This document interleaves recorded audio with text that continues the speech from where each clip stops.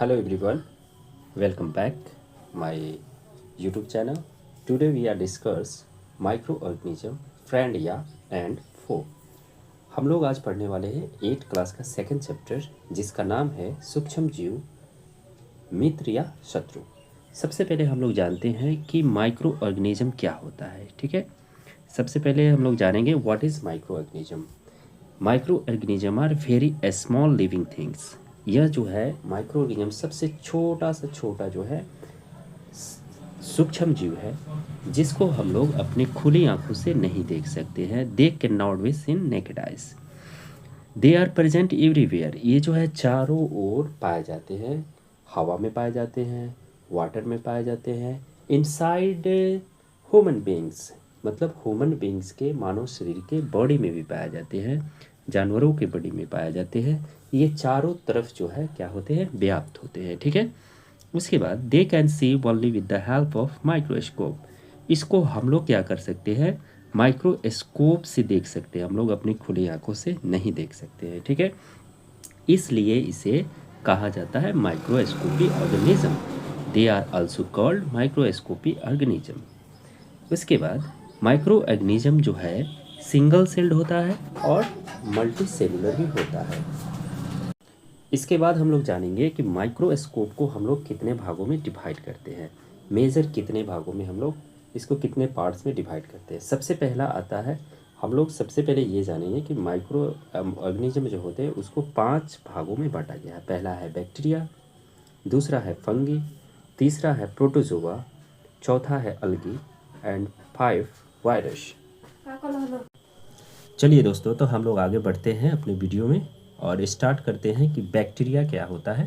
ठीक है, बैक्टीरिया जो है वो सिंगल सेल्ड ऑर्गेनिज्म होता है। तो सिंगल सेल्ड का मतलब होता है एक कोषीय जीव। बैक्टीरिया जो है एक कोषीय जीव होता है और इसमें क्या होता है, सेल वॉल पाया जाता है। सेल वॉल का मतलब होता है कोशिका भित्ति, लेकिन ये जो है न्यूक्लियस को ऑरिजिनेट नहीं करता, न्यूक्लियस नहीं बनाता है। ठीक है, आगे हम लोग बढ़ते हैं। They can seen only under microscope. इसको सिर्फ हम लोग माइक्रोस्कोप के जरिए ही देख सकते हैं, हम लोग खुली आंखों से नहीं देख सकते, because this is micro organism. ठीक है, अब हम लोग थोड़ा सा एग्जांपल्स की बात करते हैं। तो सबसे पहला एग्जांपल्स आता है आपका लैक्टोबैसिलस। अब लैक्टोबैसिलस के बारे में हम लोग जानते हैं कि लैक्टोबैसिलस क्या होता है। ये क्या है, बैक्टीरिया है। इसके हेल्प से हम लोग दही जमाते हैं। ठीक है, आप लोग जानते होंगे कि लैक्टोबैसिलस जो होता है उसके कारण ही हम लोग दही बना पाते हैं। ठीक है, आगे हम लोग बात करते हैं राइजोबियम की बात करते हैं। राइजोबियम क्या है कि यह जो है दलहन और तेलहन वाले पौधे जो होते हैं उनके रूट में पाया जाता है, यानी जड़ों में पाया जाता है। ठीक है, और ये राइजोबियम जो होता है नाइट्रोजन का फिक्सेसीकरण करता है या स्थितिकरण करता है हमारे वायुमंडल में। ठीक है, अब आगे बात करते हैं कि बैक्टीरिया को हम लोग मुख्य रूप से 3 भागों में क्या करते हैं, 3 ग्रुप में डिवाइड कर देते हैं। 3 भागों में, एक स्पेरिकल बैक्टीरिया, दूसरा रॉड शेपेड बैक्टीरिया और तीसरा जो है स्पाइरल बैक्टीरिया। इसको हम लोग क्या करते हैं, 3 भागों में बैक्टीरिया को डिवाइड कर देते हैं। अब हम लोग थोड़ा सा इसके साथ साथ चर्चा कर लेते हैं कि इससे होने वाले रोग कौन कौन से हैं। सबसे पहला है कॉलरा, उसके बाद आता है टाइफाइड, उसके बाद आता है ट्यूबरकुलोसिस यानी टीबी, उसके बाद आता है डिप्थीरिया, उसके बाद आता है वॉफिंग कॉफ और फूड पॉइजनिंग। ठीक है, इतने सारे बीमारियां जो है बैक्टीरिया से होते हैं।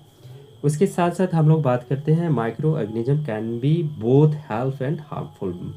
माइक्रो ऑर्गेनिज्म जो होते हैं वो जो होते हैं आपका हार्मफुल भी होते हैं और फ़ायदेमंद भी होते हैं। जैसे मैंने आपको ऊपर बताया लैक्टोबैसिलस ये क्या है, फ़ायदेमंद बैक्टीरिया है। राइजोबियम जो है फ़ायदेमंद बैक्टीरिया है। और ये सारे डिजीज़ मैंने बताया ये क्या है, हानिकारक बैक्टीरिया है। ठीक है, इसका बैक्टीरिया का यूज़ भी हम लोग फूड प्रिजर्वेशन में करते हैं, यानी फूडों को सुरक्षित रखने के लिए करते हैं। ठीक है, चलिए आज हम लोग वीडियो में इतना ही रहते हैं, फिर नेक्स्ट वीडियो में मिलते हैं। तब तक के लिए धन्यवाद। स्वस्थ रहें, सुरक्षित रहें, अपने देश को ख्याल रखें। धन्यवाद।